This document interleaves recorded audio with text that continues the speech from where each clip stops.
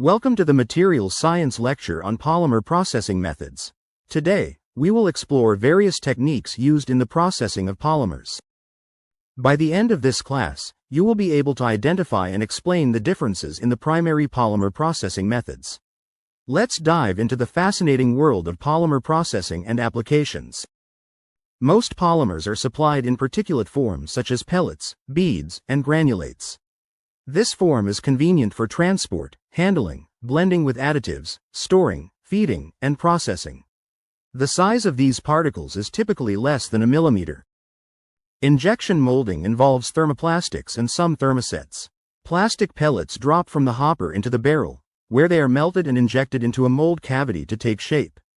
This method is widely used for producing various plastic parts. Extrusion is a process where plastic pellets are melted and pushed through a die to form products. This method is used to create tubing, pipes, sheets, films, and structural parts. The continuous process allows for the production of long shapes with consistent cross-sections. Injection blow molding involves injecting a parison around a blowing rod, transferring it to a blow mold, inflating the soft polymer to conform to the mold, and finally removing the blow product. This method is commonly used for making bottles and containers. Blown film extrusion combines extrusion and blowing to produce thin films.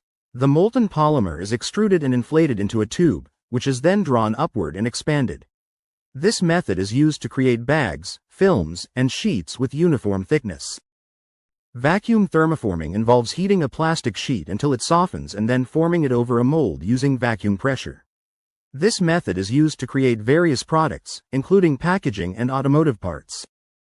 The 4-roll calendar process passes feedstock through a series of rolls to reduce thickness and achieve surface finish and high-gauge accuracy. This method is used for producing PVC floor coverings, shower curtains, and inflatable toys. Ultra-high molecular weight polyethylene, UHMWPE, has outstanding properties such as high impact strength and resistance to wear. It is used in applications like bulletproof vests, golf ball covers, and hip implants due to its self-lubricating surface.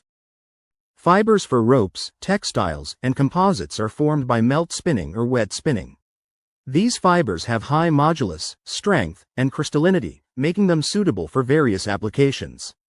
The process involves extruding from a spinneret and drawing to aligned chains.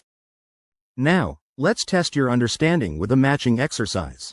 Match the polymer processing methods with their corresponding images and applications. This will help reinforce what we've learned so far. Continue with the matching exercise to further solidify your knowledge of polymer processing methods.